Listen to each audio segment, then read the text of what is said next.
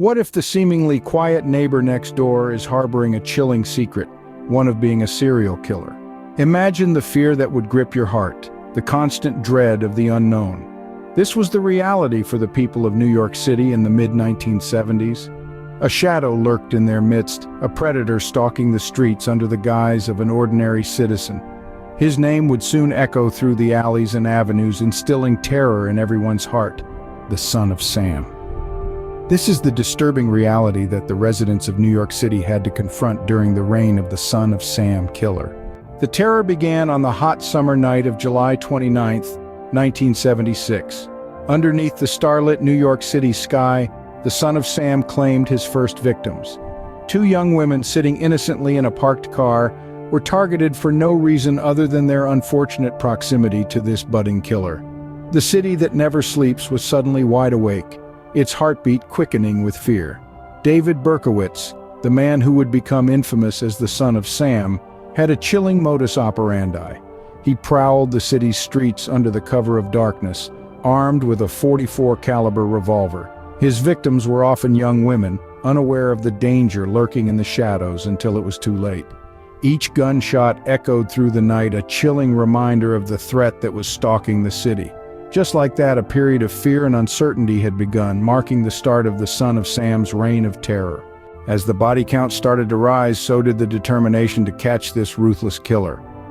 The New York Police Department was under immense pressure. The city was gripped by fear, and the task of finding the culprit fell on the shoulders of the newly formed Omega Task Force. This dedicated group of law enforcement professionals was tasked with one mission: to hunt down the Son of Sam. The investigation was challenging. A faceless menace was terrorizing the city, and the only leads were the victims themselves, young women with long dark hair. The police were desperate for clues, for any hint that could lead them to the murderer. Amidst this chaos, the media played a pivotal role. The killer's taunting letters to the press, filled with chilling confessions and cryptic clues, added a new level of terror to the public psyche. It was one such letter that gave him his infamous nickname, Son of Sam.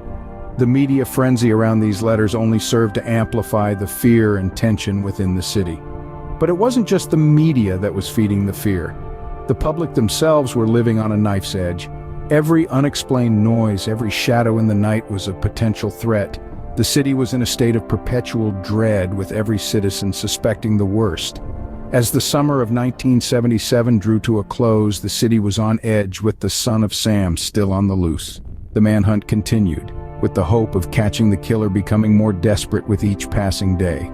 However, even the most terrifying reigns of terror must come to an end.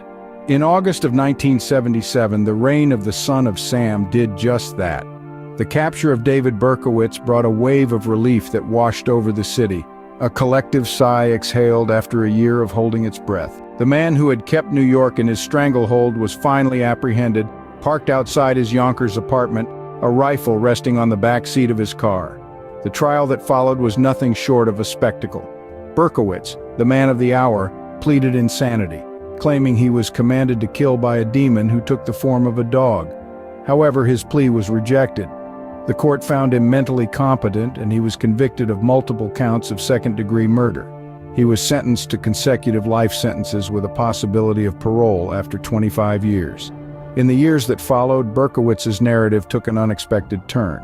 He recanted his earlier claims of demonic possession, stating that the Son of Sam killings were orchestrated by a satanic cult he was part of. His new narrative was met with skepticism, yet it added another layer of intrigue to an already infamous case. The legacy of this case extends beyond the confines of the courtroom. It led to the creation of the Son of Sam laws. These laws, now enacted in various forms across many states, prevent criminals from profiting from the publicity of their crimes, ensuring that the victims and their families are not re-traumatized by the criminal's notoriety.